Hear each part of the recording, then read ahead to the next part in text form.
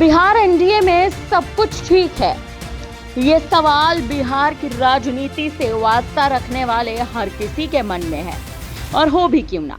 एक तरफ नीतीश कुमार से मुलाकात के बाद चिराग पासवान कहते हैं कि राज्य में सीएम पद के लिए कोई पद खाली नहीं है, तो दूसरी तरफ सड़क हादसों के मुआवजे और बिहार की टूटी सड़कों पर सवाल उठाते हुए मुख्यमंत्री को पत्र लिखते हैं।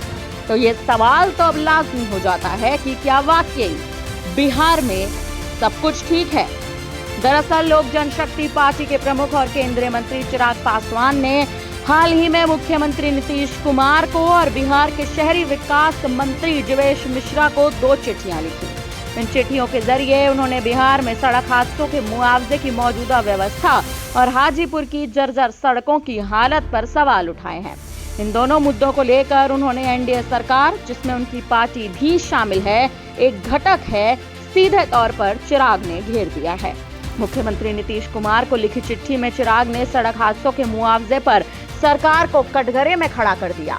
उन्होंने अपने पत्र में लिखा कि सड़क दुर्घटनाओं में मारे गए तमाम लोगों के परिजनों को तत्काल मुआवजा जिला अधिकारी या अनुमंडल पदाधिकारी की ओर से मिल जाता था, लेकिन अब नई व्यवस्था में मुआवजे के लिए पीड़ित परिवार को संबंधित वाहन मालिक या उनकी इंश्योरेंस कंपनी के खिलाफ ट्रिब्यूनल में मुकदमा करना होगा। चिराग के अनुसार ये प्रक्रिया जटिल, तकनीकी और लंबी है। उन्होंने इसे अमानवीय और राज्य सरकार की संवेदनशीलता पर सवाल उठाने वाला फैसला करार दिया है। चिराग पासवान ने मामले में तर्क देते हुए कहा कि जिस परिवार पर आपदा आती है वो पहले ही आर्थिक और मानसिक संकट से गुजर रही होती है। ऐसे में राहत प्रक्रिया को और जटिल बनाना असंवेदनशीलता है। केंद्रीय मंत्री की दूसरी चिट्ठी हाजीपुर की खराब सड़कों को लेकर थी।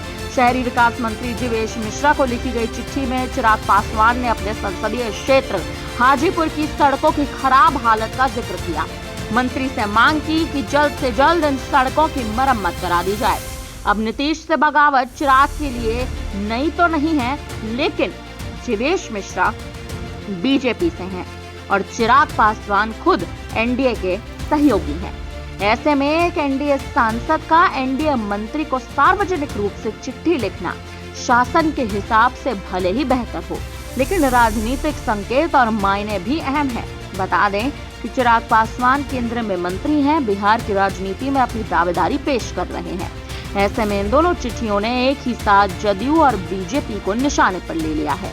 चिराग की बीते दिनों की राजनीति को अगर समझ लिया जाए तो बिहार में 2025 के विधानसभा चुनाव और 2024 के लोकसभा चुनाव के बाद का गठबंधन समीकरण संवेदनशील नजर आ रहा है।